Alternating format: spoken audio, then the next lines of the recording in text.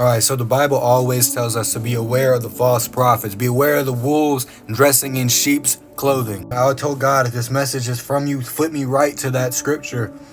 And it is Matthew chapter 7:15. Beware of the false prophets which come to you in sheep's clothing, but inwards they are raving wolves. Now, President Trump, he did not put his hand on the Bible at all. He refused to do it. It was like one of his things where he said, I'm not doing that.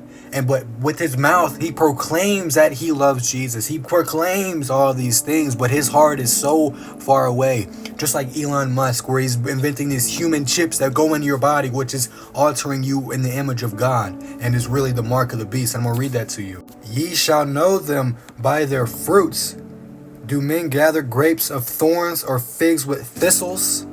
Even so, every good tree bringeth forth good fruit, but a corrupt tree bringeth forth evil fruit. A good tree cannot bring forth evil fruit, neither can a corrupt tree bring forth good fruit. Every tree that bringeth not good fruit is hewed down and cast into a fire. Whether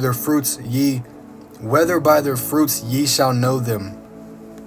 And we have to understand that just because people proclaim with their mouths anything, you could be a sheep in a wolf's clothing yourself. You have to understand that your heart is where it all starts. Your soul, your spirit, what's really inside of you. I'm going to read you Revelations. We're going to go to Revelation 13, and then we're going to go to Revelation 13:16. And he causeth all, both small and great, rich and poor, free and bond, to receive a mark in their right hand or in their foreheads, that no man might buy, save he's had the mark of the beast and the name of the beast, or the number of his name. And this might not be mandatory, but the dollar, I don't have my wallet on me, but the dollar bill is not always going to be here, and they're going to want to move to all, they already have the cards. That was their first step, getting cards, getting comfortable with digital. But when they take away that dollar and you're forced to get a mark in your hand, or forced to get a computer chip in your head, Neuralink, all these evil demonic things to convince you that it's better for the world, or that this chip can make you not paralyzed anymore because it reconnects the neural pathways in your brain, but it's really not in the image of God at all. It's outside of the image of God.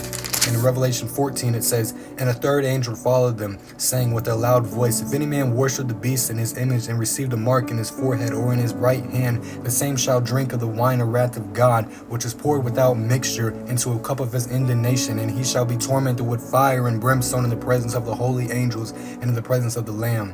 And the smoke of their torment ascendeth up forever and ever, and they will have no rest day or night who worship the beast in his image, and whoever receiveth the mark of his name.